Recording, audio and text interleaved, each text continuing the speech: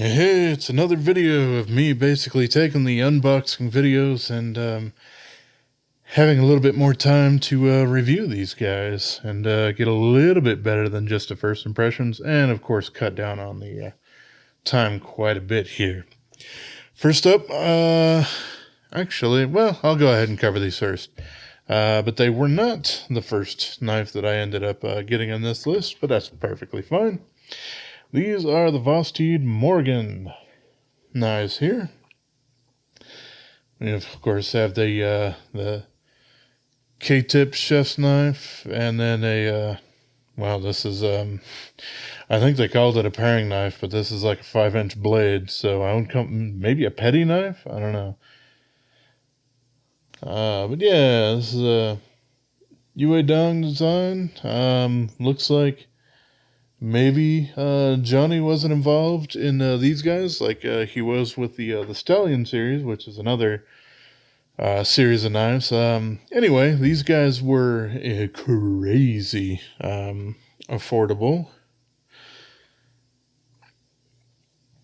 when I picked them up for I think Mother's Day or something like that. But yeah, let's see. I don't remember the steel that's on here because I didn't have them written down. I will try to put it up there. But yeah, it says 3 layers.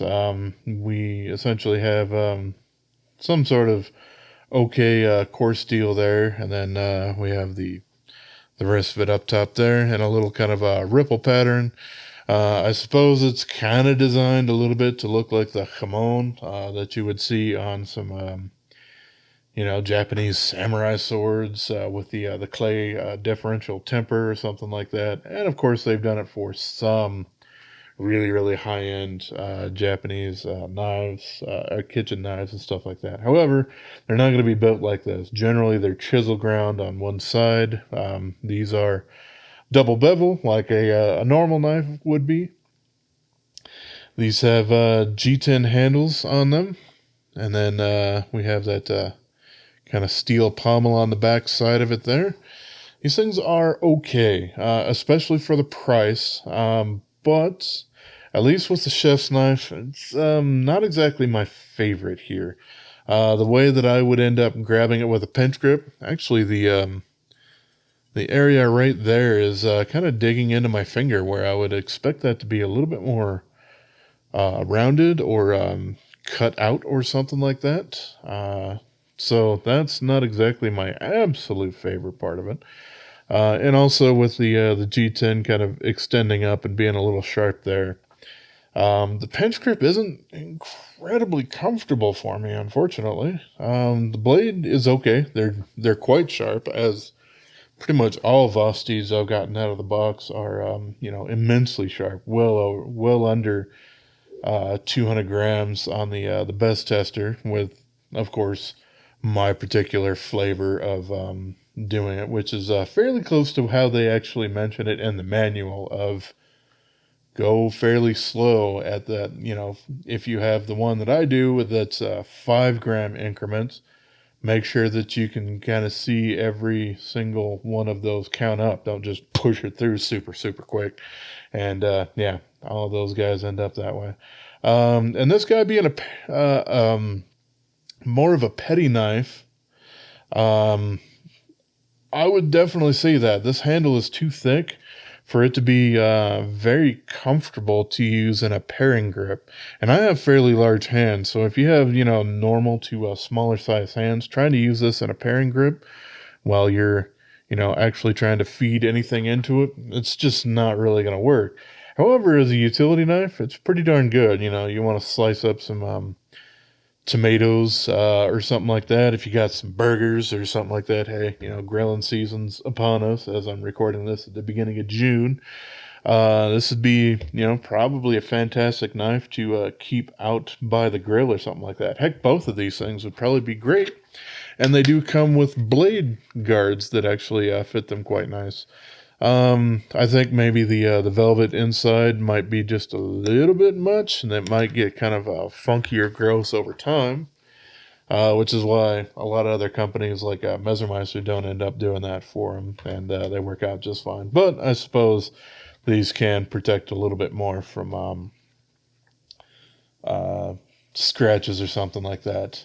Something that is actually lacking from the Stallion series, but yeah, pretty interesting, especially for the price on these guys. However, neither of them are really going to supplant one of my favorite chef's knives, the TwoSun TS399. They just did an amazing job with that particular knife. It's the chef's knife. They don't have any utility knives yet, as far as I'm aware, but hey, whatever. Okay, so next one up, and technically the first one that I had on my list that I forgot to deal with first, is this guy. It's a TwoSun.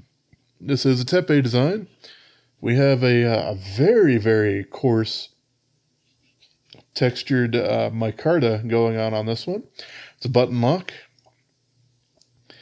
with nested steel liners. This one is working for me right now. However, it has failed on me once. So TwoSun, or any other manufacturer, straight up, as far as I'm concerned, any manufacturer that uses steel liners with a button lock can have it fail on me.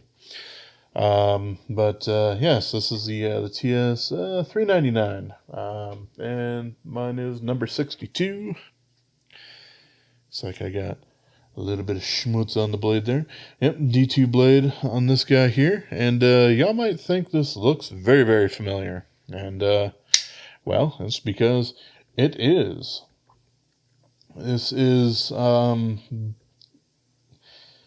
very, very, very similar to the TS261. These are the guys in S110V, the only model that TwoSun has produced in the S110V, because, well, that's all that they could really get their hands on. But yeah, handle shapes, very, very much the same there. So this is kind of the budget version of it.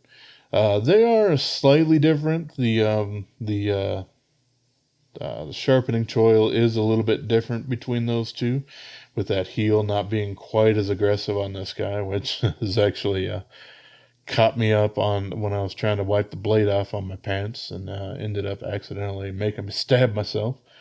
So that was fun, but whatever, that was user error, not really on their part. But yeah. So it's a button lock. It's got the jimping, just the same as the TS261 there. It does have their deep carry clip. It is inset into the micarta, but because it's using their budget clips, it's secured with more than one lash point, so it's quite secure and fully into the liners there that are heavily skeletonized out. So this is quite a light knife overall.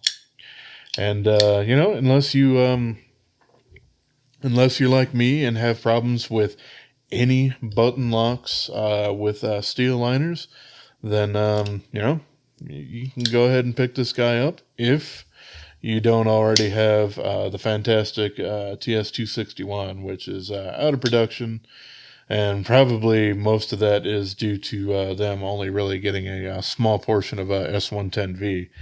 It's not something very common to get a hold of overseas. Crucible does hold back some blade steels from international shipping, and then even more so for Chinese manufacturers and stuff like that.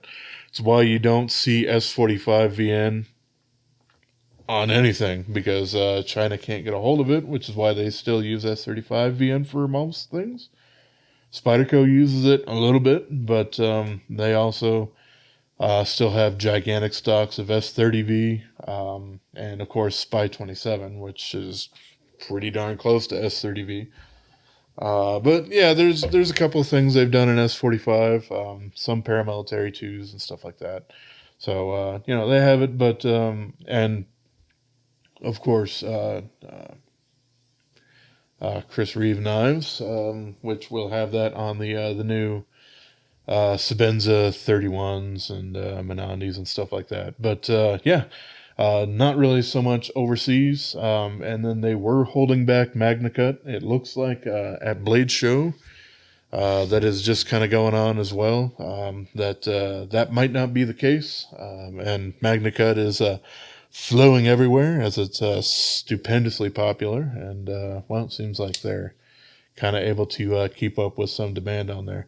But yeah, there you go. There's a button lock version of the TS261 with very, very grippy canvas micarta.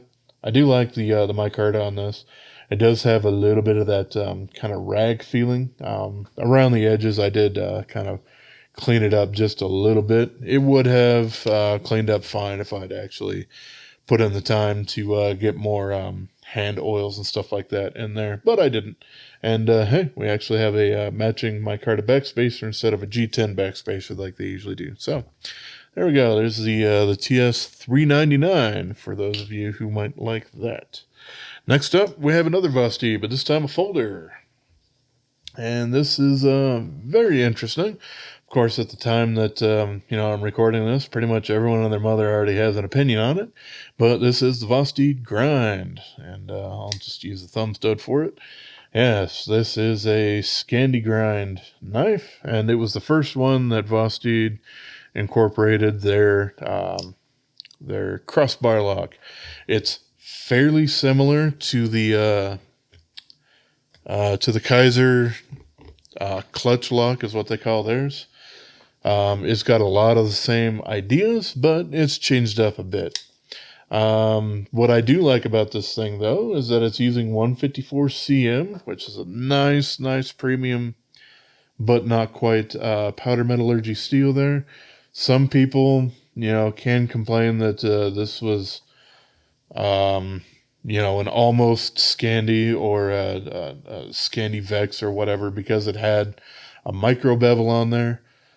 And I don't know. I think it might come up to your assumption, first of all, but second of all, if you've ever taken it to anything, including a strop, because that can immediately change that fact if you are using a strop, because it will curl around a little bit. That will create a micro bevel, guaranteed.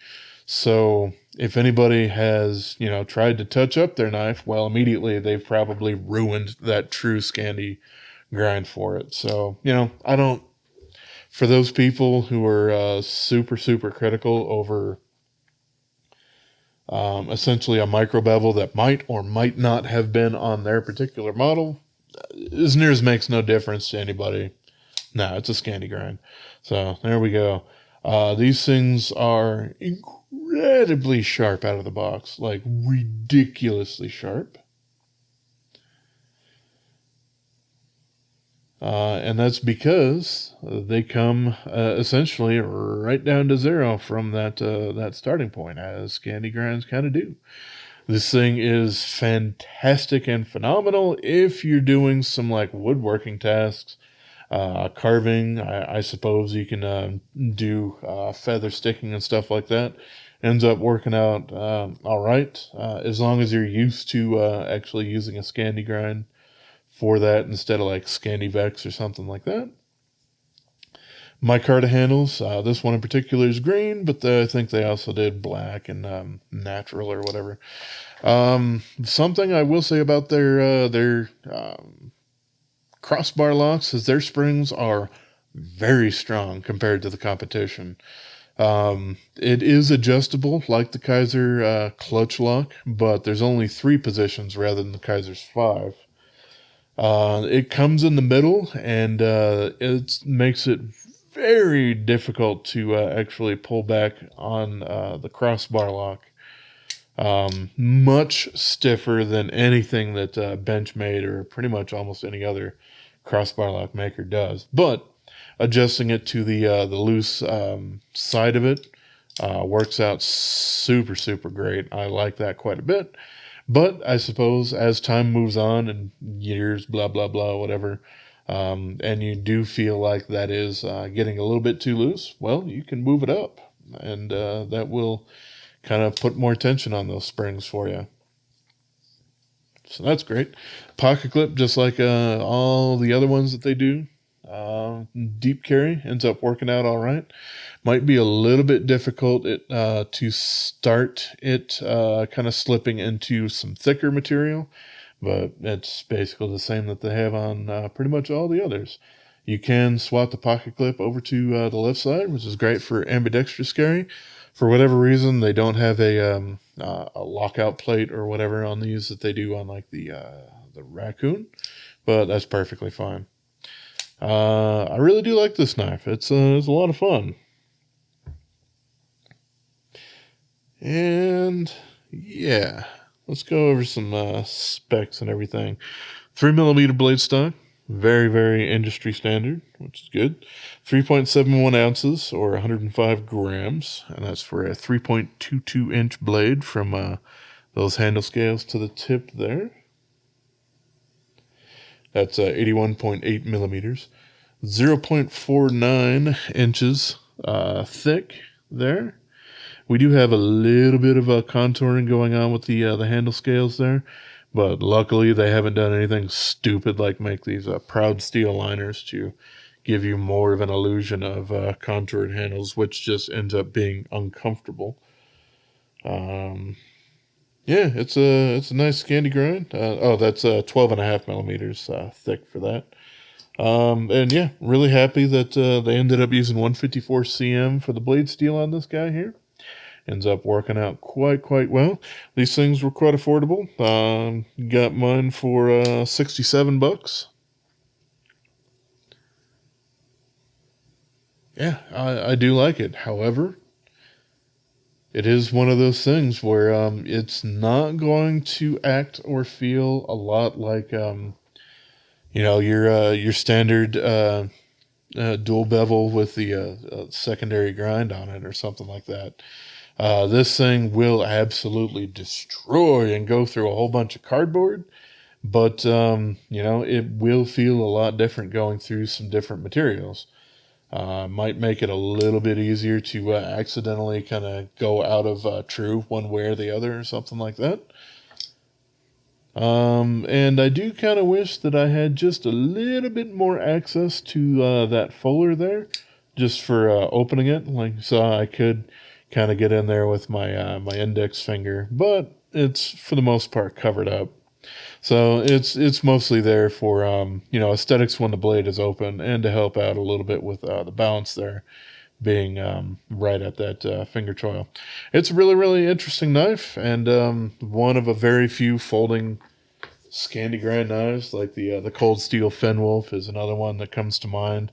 And there's one or two others that I don't remember the names of, so I'm just going to go ahead and leave it there. So there's that one. And because I was an idiot and didn't go over the specs on this one, I'll go ahead and do it now. A little bit different, 3.6 millimeter blade stock thickness on this guy, so a little thinner than most for TwoSun here. It's 4.33 ounces or 123 grams. That's for the 3.37 inch blade or 85.6 millimeters. 0.58 thickness, so quite over a half inch thickness there.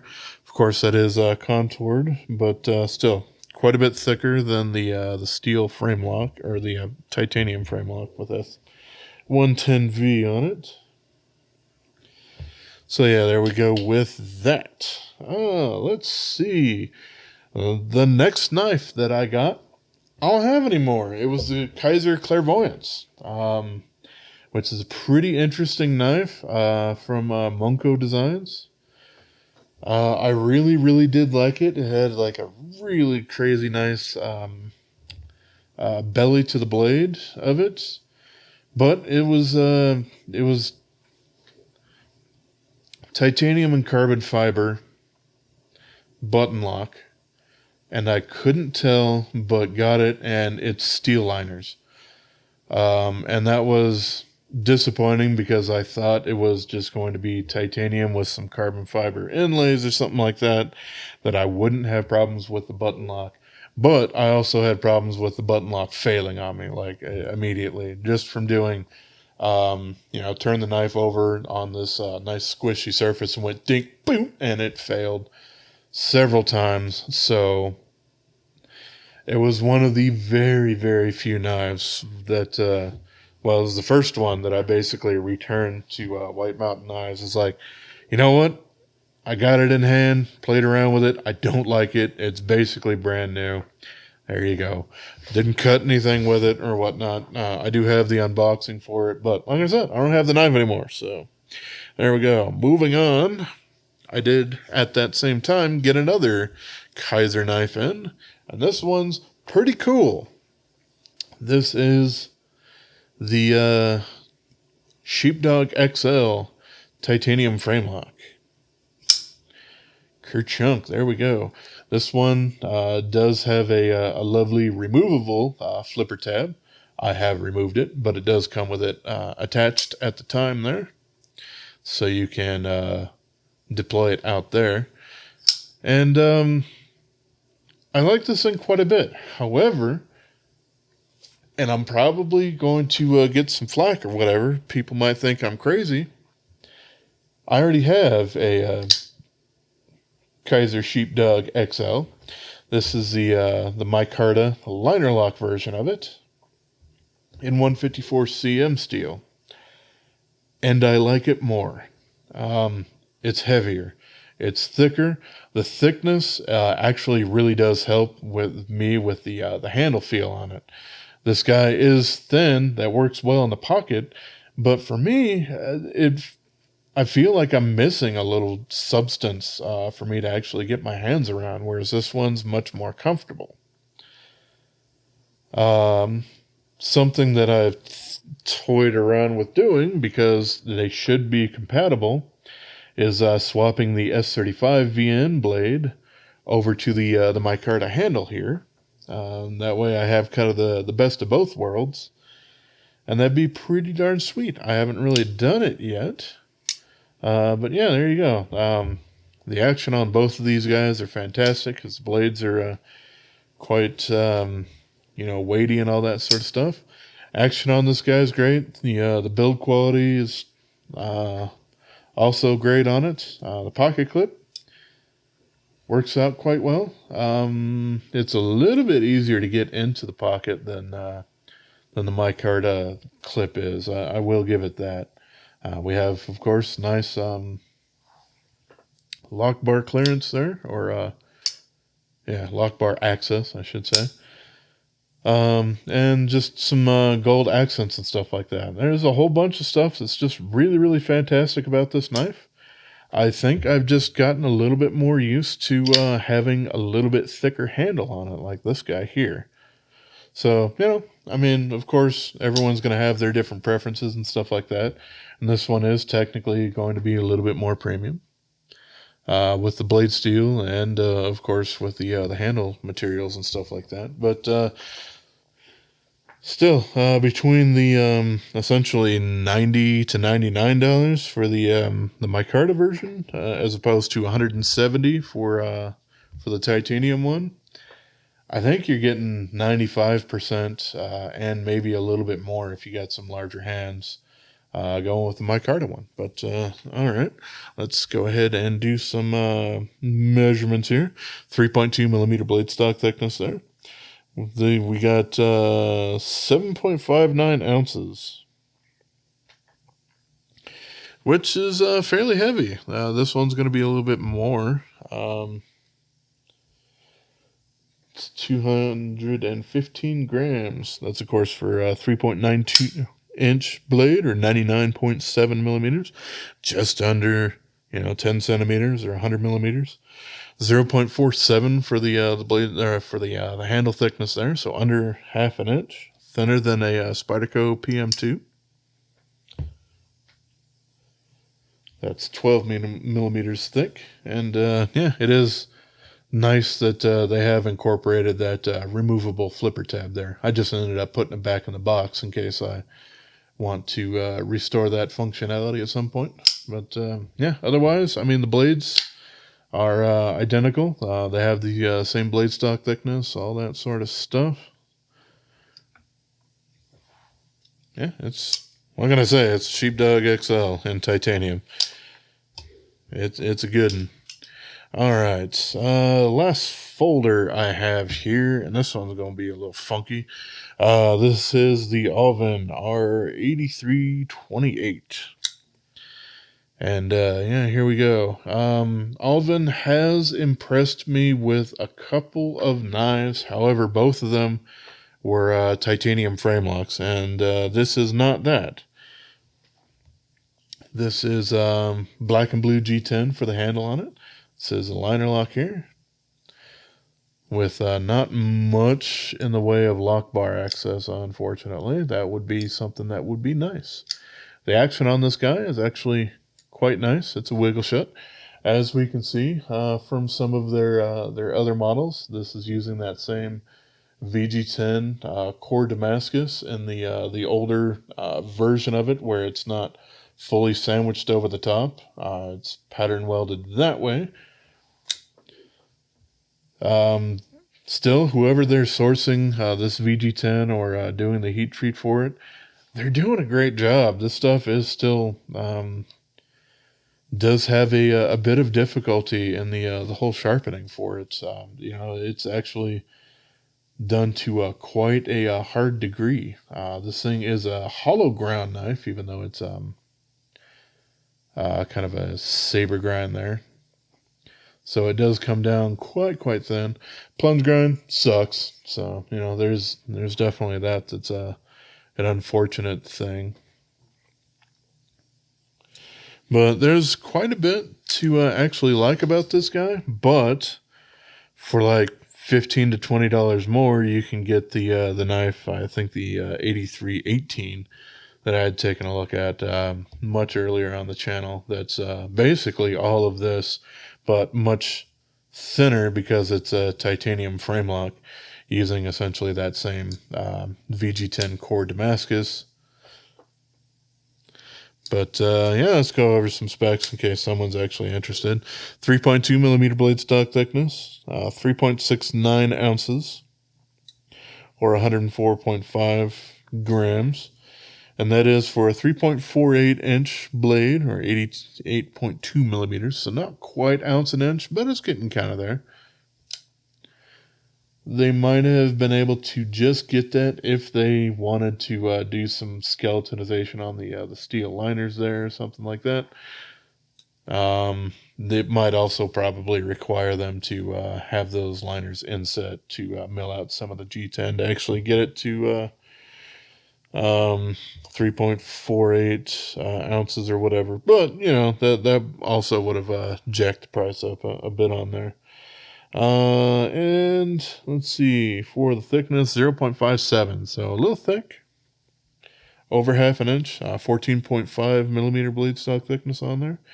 But hey, it is $42, available, you know, kind of well, I got it off Amazon, but it did take quite a while to get here. It is definitely not prime second day shipping. But yeah, there you go. Allvin's another one of those companies like not Petrified Fish, Free Tiger, who essentially do license from some other OEMs and stuff like that. I don't know who Allvin licenses some of their stuff from, but whoever they are actually doing it from does a really good job on all of their heat treats that they've done. Between the VG10 Damascus and the M390 that I've got on a couple of them have been really great. Surprisingly so for the price. All right, the last blade that I got here is this guy. It's not a folder. However, it is a Bradford Guardian, a knife that I have wanted for a very long time, and I've had my eyes kind of set on one for a very long time, and finally got one. This is the Guardian 5.5. And the 0.5 basically refers to kind of the difference in the handle here. The handle is a bit longer, and of course, we don't have an overgrind into a finger choil on the blade, which I find to be just a little bit more comfortable and you know, safe overall. If I was dealing with like the Guardian 3 or something like that, it might be a little bit different story. But with this 5-inch blade, that 5.5 doesn't mean 5.5. inches. It's still a 5-inch blade. It's just 0.5 is delineating a different model, essentially for that same blade length. But yeah, I got the milled carbon fiber handle scales going on with this, but of course they do tons of different handle scales. G wood, which is kind of alternating actual wood and G10. All sorts of micartas. Sometimes they'll have rich light. Sometimes they'll have some others or whatever. Yeah, but this one is also neat because it's in CPM MagnaCut. These are heat treated by, I think it's just called Paul's Heat Treatment or something like that. A lot of companies end up using it as a heat treatment facility here in the United States. And they do target hardness on their MagnaCut at 62. And yeah, that's less than the absolute sweet spot that Larry Thomas usually quotes as being 64. However, it's not soft at 62. It's still a really, really good steel. It just ends up getting it just a little bit more pliance, getting it a little bit more toughness, especially for the longer blades out there. But they also do that same 62 HRC for their MagnaCut for their chef's knives, which I've been tossing around the idea of trying to pick one up. But I'm still worried that it wouldn't quite supplant how much I enjoy the TS999. So I don't know. But yeah, this guy is all sorts of fantastic, super comfortable. I don't have measurements on there, but I can actually do that here on film. But yeah, this thing makes me quite happy. I did reprofile it a little bit. This thing basically had an 18-degree sharpened edge on it. I changed that to 17, usually on folders and stuff like that. With powder metallurgy steel, I'll do 15. I think the bevels would look a little ridiculous on that because this thing is a bit more stout than just designing to be a little slicey thing. So I went with 17 degrees on that. It was fairly darn difficult to end up getting that nice polish and everything like that on there at the 17 degrees, but not super terrible. MagnaCut isn't nearly as difficult as like S110V or CPM 15V or anything like that. It's a little bit more all-around steel. It does things really, really well as far as corrosion resistance, edge retention, and toughness and stuff like that. However, like for like, its edge retention is a little less than M390, but it makes up for it in spades with the amount of toughness that it has and wear resistance and a whole bunch of other stuff. So yeah, I really, really enjoy this thing. It's a great camp knife. I don't actually go out camping all that often though, so I do end up using this quite a bit around the house, especially over in my wet bar area. If I need to open up all sorts of anything or try to cut something that I won't really have worries of splitting. Like I'm not going to be cutting an apple or something like that because that will end up, it's too darn thick. It will end up cracking an apple before fully splitting it, getting that blade all the way down to the board. So I won't use it for that.